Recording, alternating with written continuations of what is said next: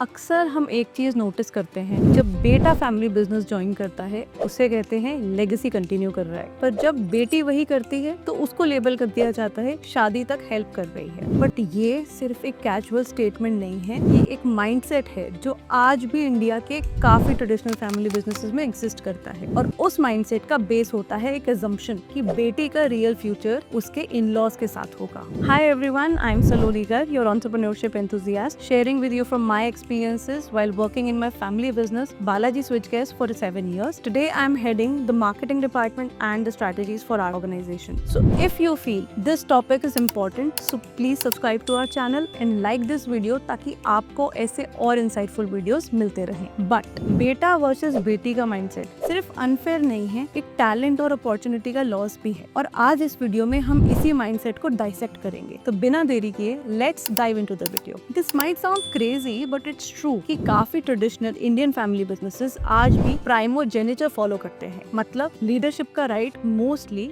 Eldest son को मिलता है। डॉटर्स चाहे कितनी भी क्वालिफाइड हो, सक्सेशन प्लानिंग में रेयरली इंक्लूड किया जाता है। एक छोटा सा एग्जांपल से समझते हैं। बेटी लंदन से एमबीए करके आई, अपने बिजनेस की सप्लाई चेन मॉडर्नाइज करने का फुल प्लान रेडी किया, बट फैमिली सेड ये सब तुम्हारे हस्बैंड के बिजनेस में काम आएगा, यहाँ अभी इसकी जरूरत नहीं है, और वो प्लान किसी और कंसल्टेंट को दे दिया गया। अगर आपने अपने आसपास भी ऐसे एक्सपीरियंसेस देखे हैं तो लाइक कीजिए और share your story in the comments with अस।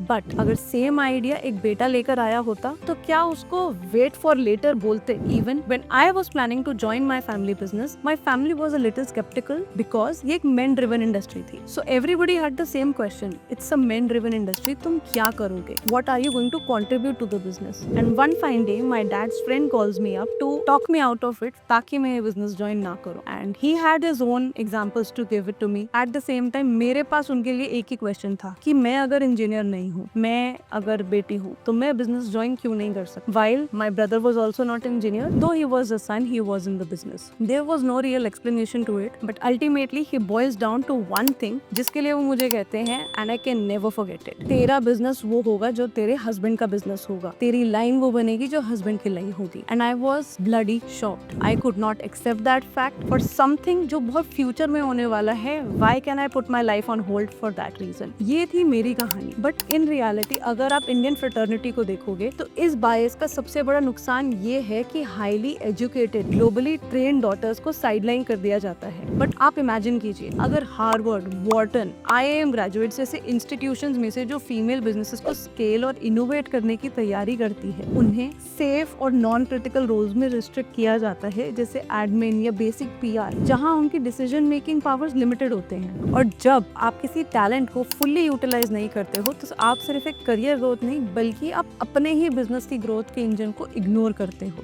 और ये सिर्फ मेरी पर्सनल ओपिनियन नहीं है, नंबर्स भी यही कहते हैं। PwC 2023 की एक रिपोर्ट कहती है कि इंडियन फैमिली बिजनेसेस में नेक्स्ट जेन लीडरशिप रोल्स का सिर्फ 24% ही डॉटर्स के पास जाता है। मतलब out of 100 leadership seats बेयरली 24 women बैठी हैं। अब सोचो, ये वही इंडिया है जहां 40% से ज्यादा मैनेजमेंट ग्रेजुएट्स फीमेल हैं। तो अगर एजुकेशन और क्वालिफिकेशन इक्वल है तो लीडरशिप में ये गैप क्यों है? With the simple reason of mindset और जेंडर बायस। और ये बायस सिर्फ अनफेयर नहीं है, बिजनेस के लिए भी कॉस्टली है। मैकिंसी का ग्लोबल रिसर्च ने दिखाया है कि gender diverse leadership teams average से 25% ज्यादा प्रॉफिटेबल होती है। मतलब अगर आप डॉटर्स को इग्नोर करते हो तो आप सिर्फ उनके टैलेंट को नहीं, अपने प्रॉफिट्स को भी इग्नोर कर रहे हो। So here is something you will not believe. कुछ केसेस में शादी होने से पहले ही बेटियों की करियर प्लानिंग को ही फ्रीज कर दिया जाता है, बिकॉज डिसीजन मेकिंग में एक इनविजिबल फैक्टर आ जाता है कि कल को शादी होगी तो फिर क्या। एंड ये questions every Indian house hold में नॉर्मल है, और शादी के बाद ये चैलेंज और बड़ा हो जाता है। अब सवाल ये होता है कि क्या मैं अपने पेरेंट्स का बिजनेस कंटिन्यू करूँ, या मैं इन लॉज के बिजनेस में शिफ्ट हो जाऊँ, या मैं अपने हाउस होल्ड रिस्पॉन्सिबिलिटीज लेकर प्रोफेशनल करियर को कम्प्लीटली छोड़ दूँ। इन दोनों प्रॉब्लम्स को एक स्टोरी से समझते हैं। एक ज्वेलरी बिजनेस ओनर की बेटी जो अपने यंग डेज से ही शोरूम मैनेज कर रही थी, शादी के बाद दूसरे शहर चली जाती है। वो अपने फादर के साथ रिमोटली काम करना चाहती थी, पर इन लॉज की एक्सपेक्टेशन थी कि वो उनके फैमिली बिजनेस पे फोकस करे, एंड द रिजल्ट वो दोनों साइड से परेशान थी और इवेंचुअली दोनों बिजनेसेस से डिस्टेंस बना लिया। And even when she wants to work, घर के expectations, cultural traditions, family obligations often outweigh her professional aspirations. और ये सिर्फ छोटे शहरों या फिर कोई मिड साइज बिजनेसेस की बात नहीं है। मुरुगप्पा ग्रुप जैसे $1 बिलियन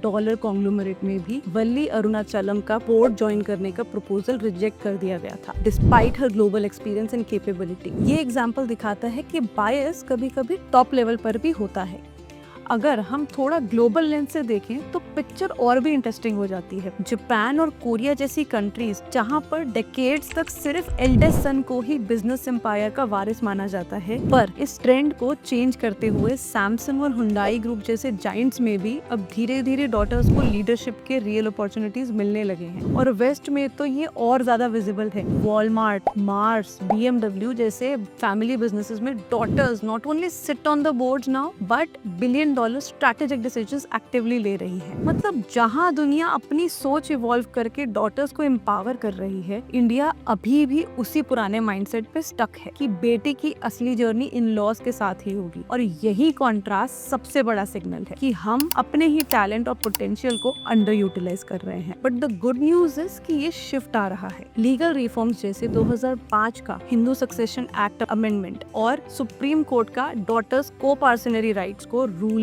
ने क्लियर किया कि डॉटर्स का स्टेक और से लीगली प्रोटेक्ट किया जा सकता है। साथ ही सेबी का mandate for women directors are examples like Roshni Nadar from HCL और विधि सांघवी फ्रॉम सल फार्मा। ये प्रूव करता है कि daughters not only just run the show, they can scale it. Roshni Nadar ने HCL को टेक्नोलॉजी सर्विसेज में ग्लोबल पावर हाउस बनाया और ये तब पॉसिबल हुआ जब उन्हें फुल डिसीजन मेकिंग अथॉरिटी दी गई विदाउट शादी तक वाले रिस्ट्रिक्शंस या पॉलिसीज के। तो सोल्यूशन सिंपल है, सक्सेशन और लीडरशिप प्योरली कैपेबिलिटी पे डिसाइड होनी चाहिए, ना कि जेंडर पे। डॉटर्स को सेफ रोल्स देने के बजाय उन्हें स्ट्रैटेजिक पोजीशंस, ऑटोनॉमी और रिसोर्सेज दिए जाने चाहिए। और सबसे इम्पोर्टेंट, चॉइस उनकी हो, चाहे वो पैटर्नल बिजनेस कंटिन्यू करे, वो इन लॉज के साथ काम करे, चाहे वो दोनों मैरिज करे या कुछ अपना शुरू करे। लेगेसी का मतलब सिर्फ एक सरनेम आगे ही ले जाना नहीं होता। लेगेसी का मतलब होता है हर कैपेबल फैमिली मेंबर को अपने पोटेंशियल के पीक तक परफॉर्म करने का मौका देना, ताकि लेगेसी नेक्स्ट जनरेशंस तक जा सके। और जब हम डॉटर्स के लिए एक्सपायरी डेट का कॉन्सेप्ट हटा देंगे, तब हम सिर्फ इक्वालिटी की बात नहीं करेंगे, हम एक स्ट्रॉन्गर बिजनेस इकोसिस्टम क्रिएट करेंगे। और ये सिर्फ बिजनेस फैमिलीज के लिए एक बहुत अच्छा तरीका हो सकता है to strengthen their generational trust, जो बायसनेस के कारण कई बार दूरियां भी बढ़ा देता है। सो ये थी एक honest conversation on why daughters need to be in their family businesses. शायद हम सब इंडिविजुअली इसका सोल्यूशन नहीं निकाल सकते,